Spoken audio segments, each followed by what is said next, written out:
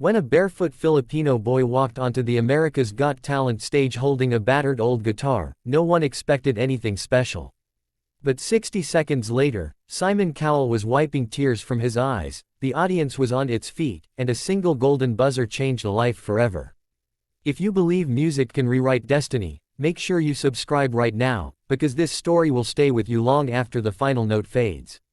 The boy's name was Mateo Cruz, and before that night, the biggest stage he had ever known was a cracked concrete street in a coastal village in the Philippines, where the sound of waves mixed with the noise of passing tricycles and the smell of salt hung in the air like a permanent memory. Mateo was 13 years old, small for his age, with shy eyes that carried far more weight than any child should bear. He grew up in a one-room wooden house with a rusted tin roof that rattled whenever the rain came, which in his village was often. His father had been a fisherman who never returned from the sea during a storm 5 years earlier, leaving Mateo, his younger sister Anna, and their mother Lucia to survive day by day on almost nothing.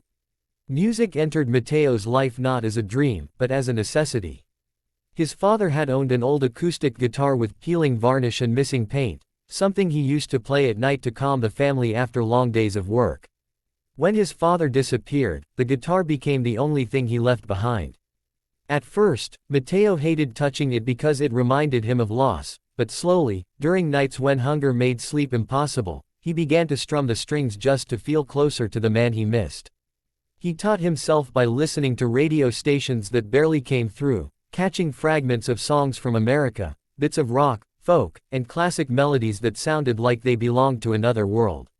One evening, while tuning the guitar with strings that had been repaired more times than he could count, Mateo heard a song on the radio that stopped him cold. It was Hotel California by the Eagles. He didn't understand every word, but something about the melody, the mystery, the sadness, and the longing felt like it was speaking directly to him.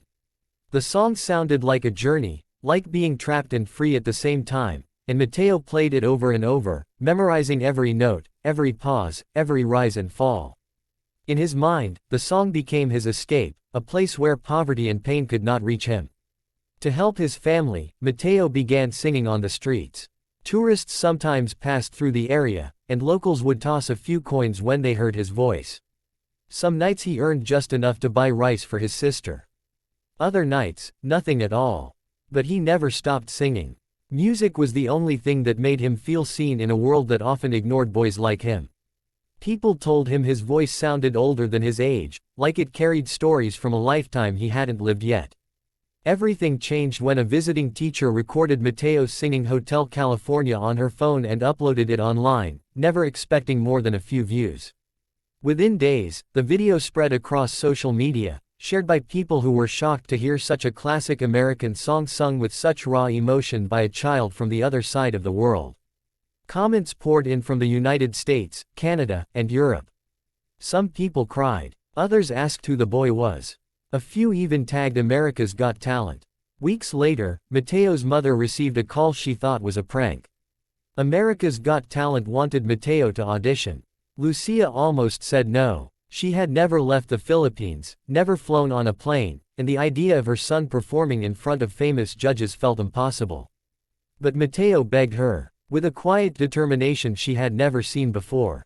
He told her this might be the only chance to change their lives. The journey to America was overwhelming. Mateo had never seen buildings taller than coconut trees, never felt cold air from an airplane vent, never heard so many languages at once. When they arrived in Los Angeles, the lights felt unreal, like a movie set. Backstage at AGT, Mateo sat silently clutching his guitar, surrounded by performers in glittering costumes, magicians practicing tricks, dancers stretching, and singers warming up with confidence. Mateo felt invisible again, just a poor boy with a borrowed jacket and shoes that didn't quite fit. When his number was called, his legs shook as he walked onto the stage. The lights blinded him. The audience was a sea of faces he couldn't see clearly. Simon Cowell leaned back in his chair, arms crossed, his expression unreadable. Howie Mandel smiled politely. Sofia Vergara leaned forward with curiosity. Heidi Klum tilted her head, already sensing something different about the boy standing there. Simon asked him where he was from. Mateo answered softly, his accent thick but clear. Simon asked why he came. Mateo paused, swallowed hard, and said he wanted to sing for his family, for his father who never came home, and for kids like him who felt forgotten. The room grew quiet. Then Simon asked what song he would sing. When Mateo said Hotel California, a murmur rippled through the audience. It was a risky choice, a legendary song, one that many professionals struggled to do justice. Simon raised an eyebrow, clearly skeptical. He nodded for Mateo to begin. The first notes were gentle, almost fragile. Mateo's fingers trembled slightly on the strings, and for a moment, it seemed like nerves might overtake him. Then he began to sing. His voice was soft but haunting, carrying a sadness that felt real, not rehearsed. As he reached the first chorus, something shifted. The audience leaned in. The judges sat up straighter. Mateo wasn't just singing the song. He was living inside it. By the second verse, the vulnerability in his voice transformed into quiet strength. He closed his eyes, and it felt as if he was no longer on a stage, but back on the streets of his village, singing under flickering streetlights, dreaming of something more.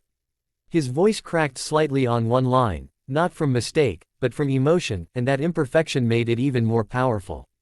Then came the twist no one expected. As Mateo reached the iconic guitar solo section, instead of trying to copy the original exactly, he added a subtle Filipino folk-style melody woven into the chords.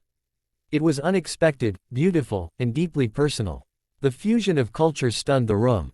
The audience erupted in applause before he even finished the song. When the final note faded, silence hung in the air for a split second, followed by thunderous applause. People were on their feet. Some were crying openly. The camera cut to Simon Cowell, who was no longer leaning back. His eyes were glassy, his jaw tight. He wiped his face, trying to compose himself, but the emotion was clear. Simon spoke slowly, his voice softer than usual. He said he had heard Hotel California thousands of times, but he had never heard it like that. He said Mateo reminded him why music mattered, why shows like this existed in the first place. Sophia wiped tears from her cheeks and said Mateo's voice felt like it came from the heart, not the throat. Heidi called the performance magical. Howie said it was one of the most honest auditions he had ever seen. Then Simon did something no one expected.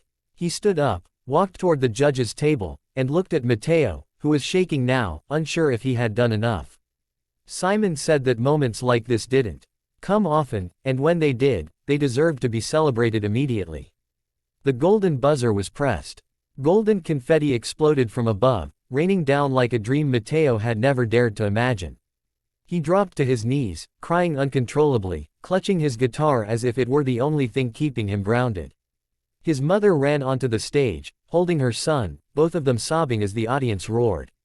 In that moment, a poor Filipino boy who once sang for coins on the street was standing at the center of the world. But the story didn't end there.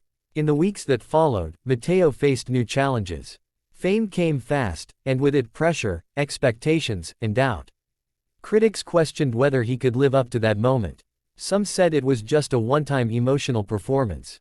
Others said he didn't belong in such a big competition. Mateo struggled during rehearsals, his confidence shaken by the fear of failing on such a massive stage. One night, alone in his hotel room, Mateo considered quitting. He felt overwhelmed, like he didn't deserve the golden buzzer.